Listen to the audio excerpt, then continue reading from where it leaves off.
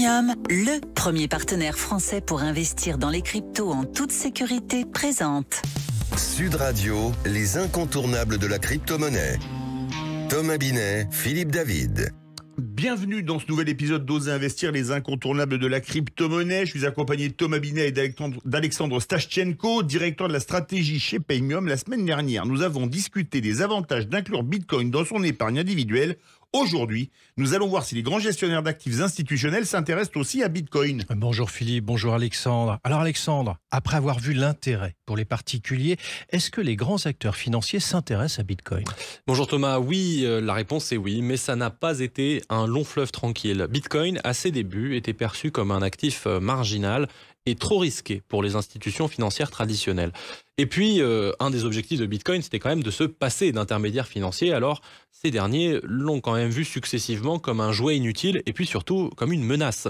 Il a fallu du temps avant que les grands gestionnaires d'actifs comprennent que Bitcoin est effectivement inarrêtable et qu'ils voient donc le potentiel pour l'intégrer dans leur métier plutôt que de le combattre. Pourquoi cette hésitation initiale? Parce que Bitcoin est un actif unique. Il ne suit pas les règles classiques de la finance. Bitcoin est souvent considéré comme un ovni dans les portefeuilles traditionnels, car ses moteurs de risque et de rendement sont très différents des autres actifs financiers.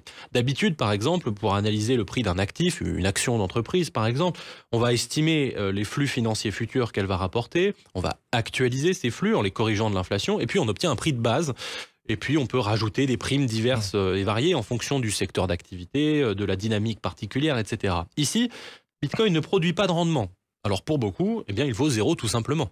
Alors Bitcoin est effectivement déconcertant, car selon les analystes les plus réputés de la planète, il est censé mourir depuis 15 ans quand même. Et pourtant, tendanciellement, son prix croît de façon constante depuis sa création, atteignant près de 65 000 € le Bitcoin en début d'année.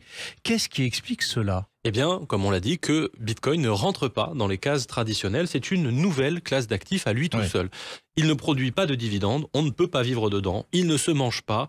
Mais à quoi sert-il donc? Mais l'or non plus ne se mange pas, ne produit pas de dividendes et on ne peut pas vivre dans une pépite d'or. Et pourtant, ça fait plus de 2000 ans que l'humanité valorise le métal jaune pour sa capacité à préserver sa rareté dans le temps et à rendre un service à la société, servir de monnaie fiable. Bitcoin s'inscrit plutôt dans cet esprit-là. Mais pour cela, il faut croire que Bitcoin est capable de remplir cette fonction, évidemment. Et qu'est-ce qui permet d'y croire quand même ?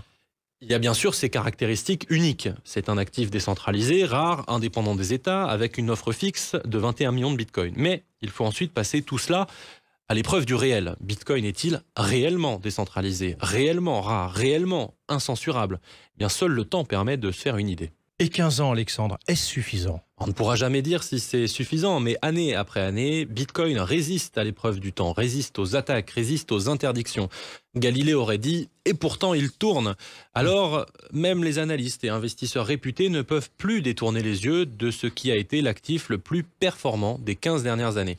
Et 2024 a représenté un tournant majeur. Alors depuis le début de l'année, en effet, le régulateur américain a autorisé la mise sur le marché de produits indiciels, les ETF, qui répliquent la performance de Bitcoin et s'insèrent facilement dans un portefeuille traditionnel. Tout à fait. Et avec ce feu vert du régulateur, les plus grands gestionnaires d'actifs de la planète se sont tout simplement rués dessus. BlackRock en premier lieu, le plus grand gestionnaire d'actifs de la planète.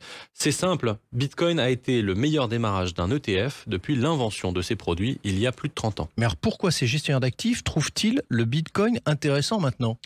Comme le souligne un récent rapport de BlackRock, Bitcoin a prouvé sa résilience et son apport dans un portefeuille équilibré.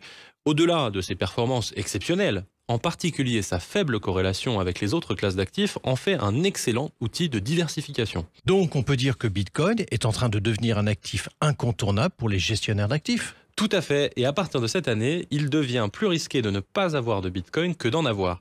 Et ça, les gestionnaires d'actifs comme BlackRock et Fidelity l'ont bien compris et voient maintenant Bitcoin une opportunité de long terme. Merci Alexandre pour cette analyse. Bitcoin s'impose donc de plus en plus dans les portefeuilles des grands acteurs de la finance. On vous retrouve mercredi prochain pour un nouveau numéro d'Oser investir, les incontournables de la crypto-monnaie. Et vous, Thomas, on vous retrouve dimanche 9h30 pour Oser investir dans le grand matin week-end. Sud Radio, les incontournables de la crypto-monnaie.